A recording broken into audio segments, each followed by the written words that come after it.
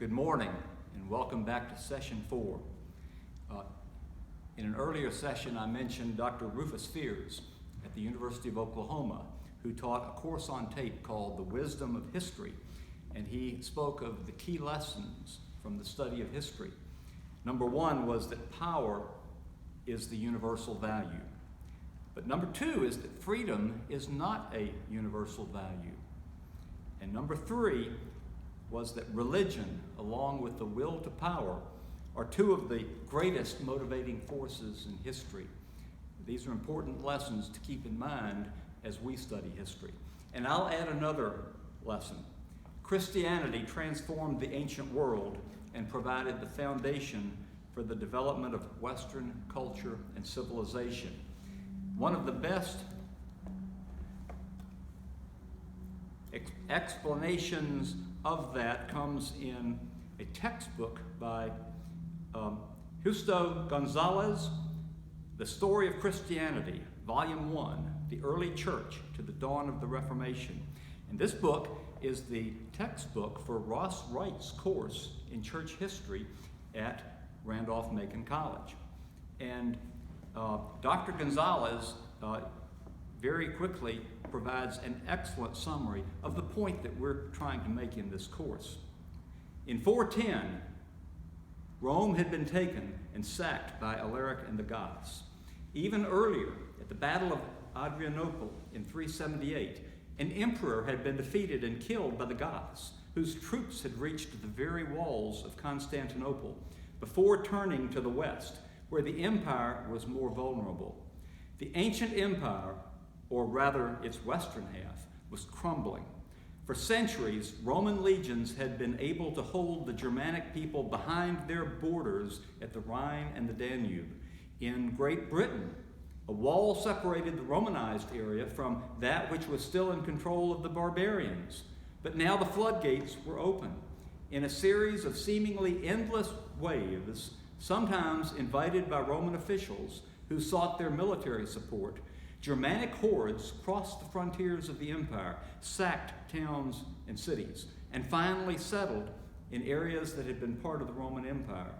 And there they founded their own kingdoms, many of them supposedly subject to the Roman Empire, which theoretically continued to exist until the deposition of the last emperor in 476, but in truth, independent.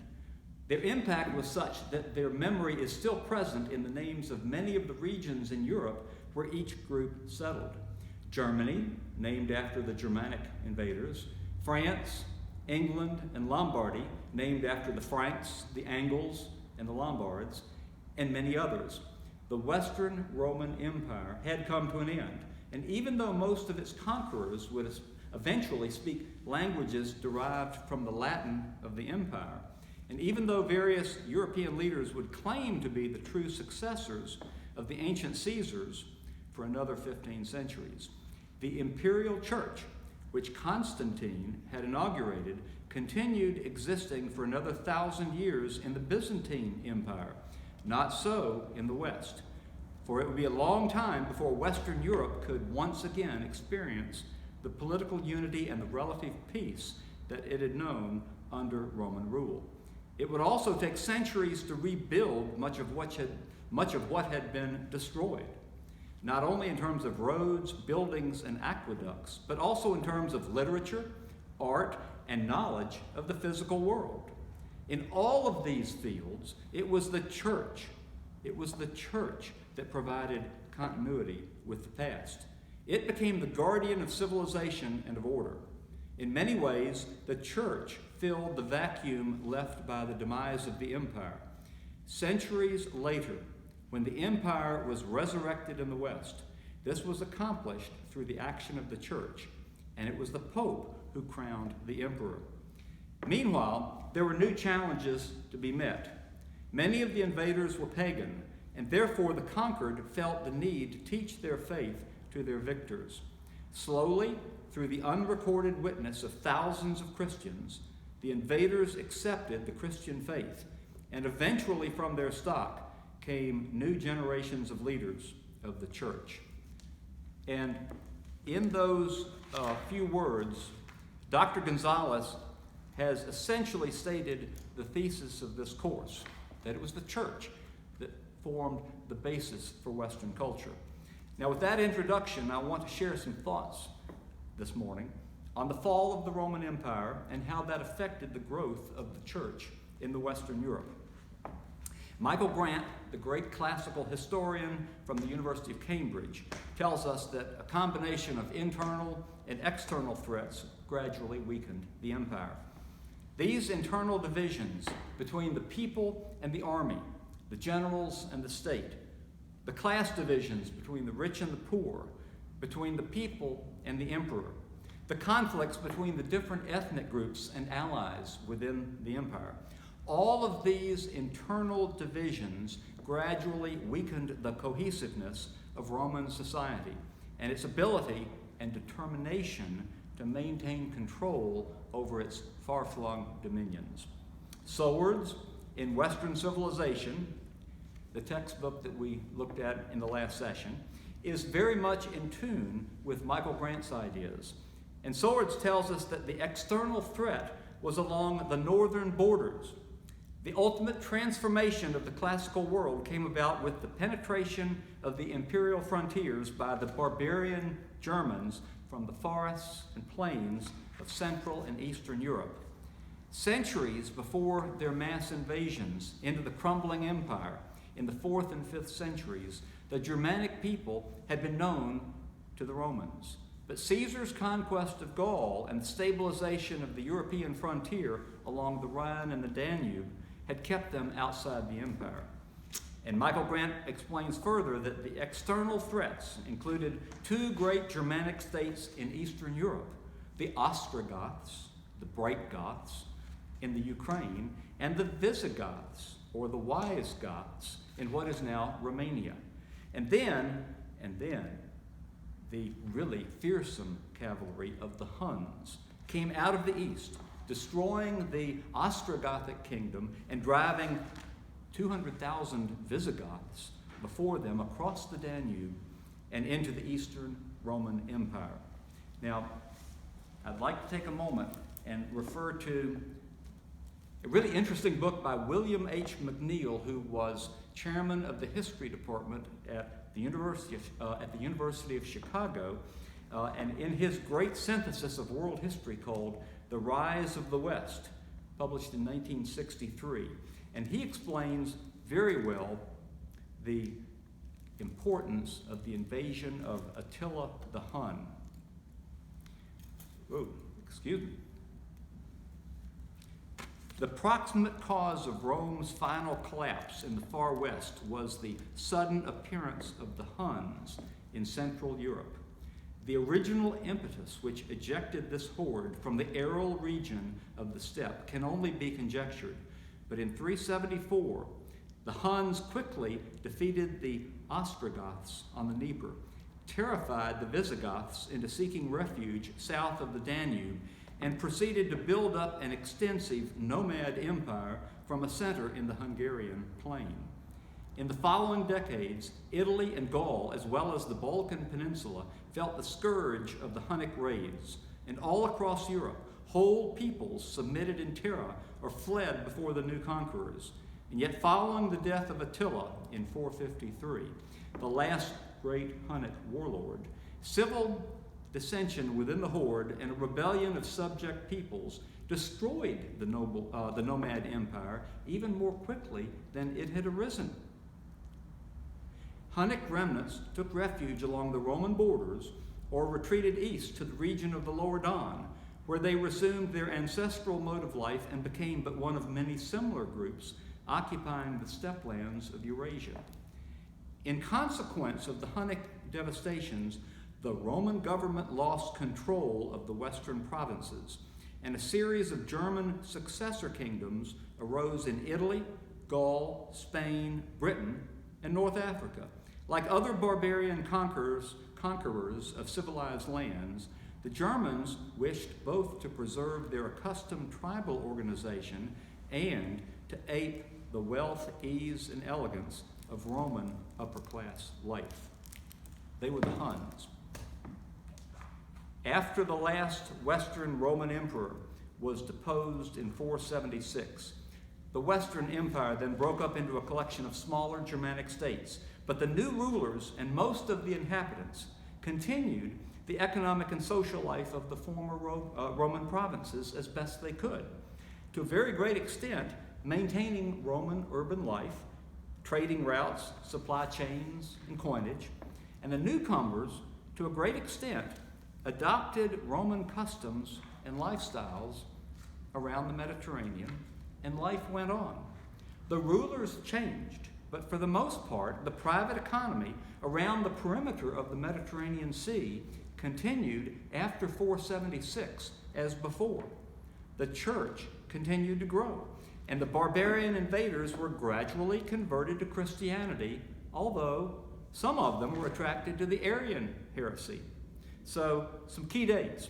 In 324, Constantine moves the capital of the empire to Byzantium, and in 330, he renames that capital Constantinople. In 380, Theodosius declares Christianity to be the official religion of the empire. And in 395, the empire is split in two, east and west, Rome and Constantinople. In 402, the western capital is moved from Rome to Ravenna. And in 455, the Vandals sack Rome. And then in 476, the Western Emperor, the very last Western Emperor, Romulus Augustulus, who was only a child, was deposed, and the Roman Senate sent a delegation to the Eastern Emperor, Zeno, officially transferring the imperial insignia to Zeno as the sole remaining ruler of the one and indivisible empire. But it didn't matter. Zeno was not interested, and a German general became the first king of Italy. Likewise, North Africa, Spain, Gaul, they were all under independent barbarian Germanic kings. And then in 410, when Alaric and the Visigoths sacked Rome, the legions were withdrawn from Britannia, and the Roman town life and country estates that had flourished there for over 3 centuries, well, they just disappeared. In 449, a hired mercenary force of Jutes from Jutland landed in Kent to fight off the Picts, those barbarians from what we now call Scotland. And then there were even more invasions of Angles and Saxons and Jutes, whole tribes arriving from across the North Sea looking for plunder and slaves, but also for good farmland and places to settle with their families. And they would intermarry with the natives. Soon the province of Britannia was overrun, and by the mid-500s, it was replaced with 7 independent Anglo-Saxon kingdoms known as the Heptarchy. And those kingdoms were Kent, Essex, which is the East Saxons, Sussex, which was the South Saxons, Wessex, which was the West Saxons, East Anglia, Mercia, and Northumbria. And collectively, these 7 kingdoms would become known as Angleland or England. Their kings were elected by the Witan, which was a council of wise men which evolved from the old German tribal councils. And the Anglo-Saxons were pagans, and they wiped out the Roman civilization, and most of the Romano-Britons that weren't either killed or enslaved or taken as wives.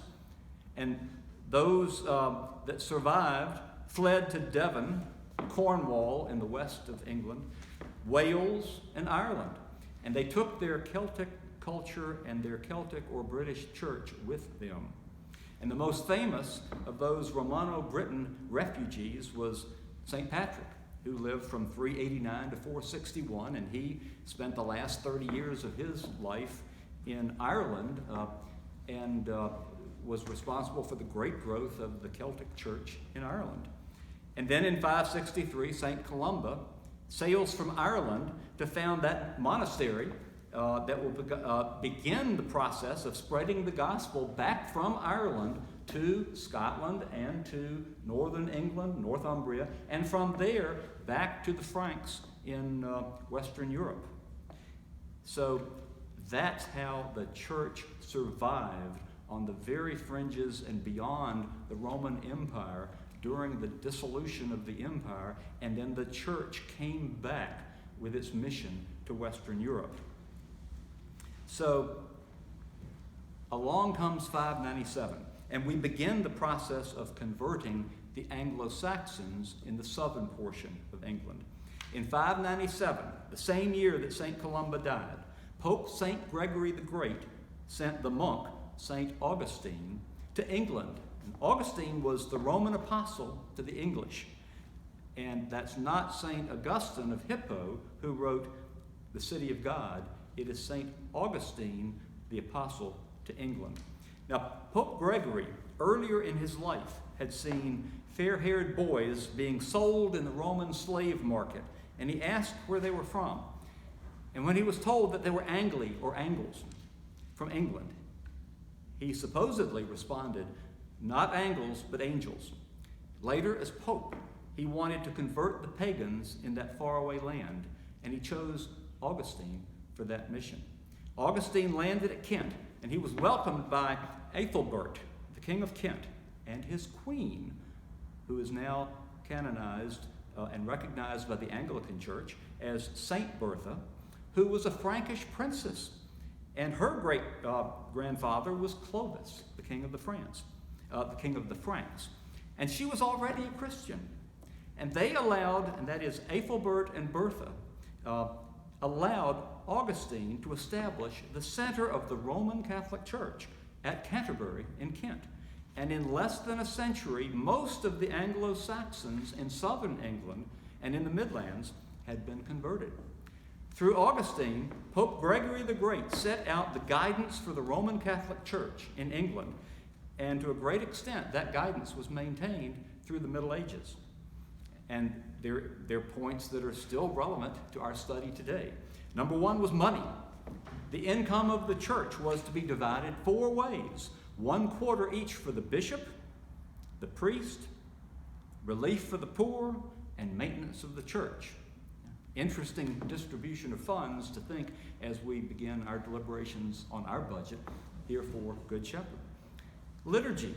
Augustine was to develop his own liturgy in England, choosing what he found to be most pious and religious and correct from the customs of other churches, adapting them to the needs of the English.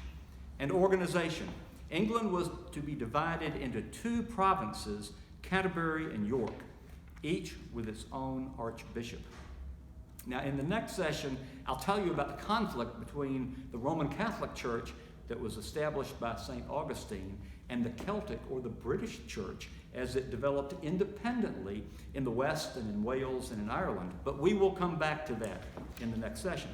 But now we are well into the 7th century, the 600s, and it is time to address a new religious conquest that truly brought the Roman Empire to an end and forced the Pope in Rome to look to the West for protection.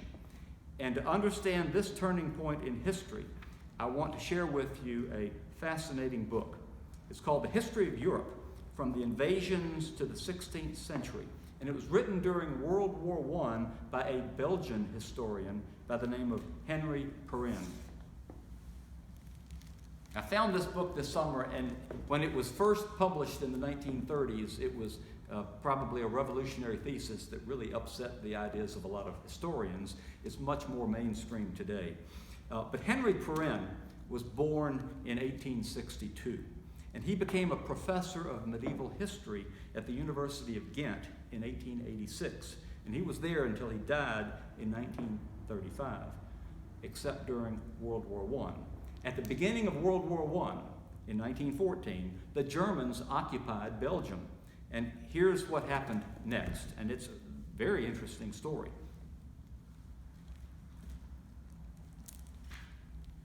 When teaching at the University of Ghent was stopped in 1914, the German governor of Belgium, General von Bissing, asked Perrin, the author of this book, to resume his courses. The conversation was conducted in French, a language that Bissing handled with great difficulty. Finally, he asked Perrin, "You speak German, don't you?" Perrin answered, I used to know it, but I have forgotten it since August 3rd of 1914. The next day, he was shipped off to Germany. And for the remainder of World War I, the author of this book spent either in house arrest in Germany or in prison. While he was there, now he was deprived of all of his books, but he wrote this book while he was in prison in Germany during World War I, and then he didn't publish it until the 1930s because he worked on the manuscript when he was back in Belgium after World War I. But this is the first American edition which was published in the 1950s.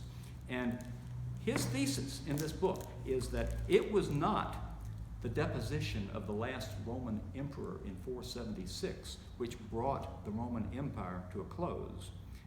The economic life and the social life of the empire and the religious life of the empire around the Mediterranean continued until, and Perrin's point is that the truly revolutionary change, the true turning point, was the death of Muhammad and the expansion of Islam and the conquest by Islam of the Mediterranean, which essentially cut off Western Europe from the Mediterranean.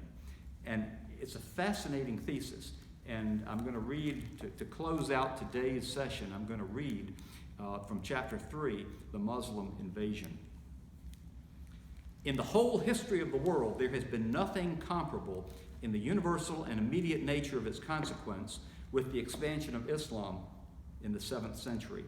The overwhelming rapidity of its propagation was no less surprising than the immensity of its conquest. It took only 70 years from the death of Muhammad in 632 to spread from the Indian Ocean to the Atlantic. Nothing could stand before it. At the first blow, it overthrew the Persian Empire in 644. It deprived the Byzantine Empire, one by one, of each of the provinces which it attacked. Syria in 636, Egypt in 642, Africa in 698, Spain in 711. The onward march of the invaders was checked only at the beginning of the 8th century when the great movement by which they were threatening Europe from both sides at once was halted between the walls of Constantinople in 717 and by the soldiers of Charles Martel on the plains of Poitiers in France in 732. It was checked. Its first expansive energy was exhausted, but it sufficed to change the face of the globe. Henceforth, all these regions were subject in religion and political obedience to the most powerful potentate and political dictator who had ever existed, the Caliph of Baghdad. And all this was the work of a nomadic people who before this lived almost unknown in the rock-strewn deserts which were disdained by other conquerors. Now, the consequences of the invasion. This is what happened at the time of the Muslim invasion. For centuries, Europe had gravitated about the Mediterranean. It was by means of the Mediterranean that civilization had extended itself. By means of the Mediterranean that various parts of the civilized world had communicated one with another. On all of its shores, social life was the same in its fundamental characteristics. Religion was the same. Manners and customs and ideas were the same, or very nearly so. The Germanic invasion had not changed the situation in any essential respect. In spite of all that had happened, we could say that in the middle of the 7th century, Europe still constituted, as in the time of the Roman Empire, a Mediterranean unity. Now, under the sudden impact of Islam, this unity was abruptly shattered. As for the West, its separation from Byzantium confronted it with a completely novel situation. And this separation seemed to exclude it from civilization, since from the beginning of the ages, all forms of civilized life and all social progress had come from the East. True, with the Arabs established in Spain and on the coast of Africa, the East was at its door. But in spite of material conflict, the difference in religious faith prevented any moral contact between the Christian population and this Muslim Orient. For the first time since the formation of the Roman Empire, Western Europe was isolated from the rest of the world. The Mediterranean, by which it had hitherto kept in touch with civilization, was closed to it. This perhaps was the most important result as regards the history of the world of the expansion of Islam. For the Christianity of the West, when its traditional lines of communication were cut, became a world apart, able to count only on itself, and in respect of its further development, it was thrown upon its own resources. Driven off the Mediterranean, it turned to the still barbarous regions beyond the Rhine and the shores of the North Sea. European society, continuously expanding, crossed the ancient frontiers of the Roman Empire. A new Europe was created with the rise of the Frankish Empire, in which was elaborated the Western civilization, which was one day to become that of the whole world. It's an interesting thesis. I'm going to end with that, and in our next session, we'll talk about how this new civilization in the West developed. Thank you.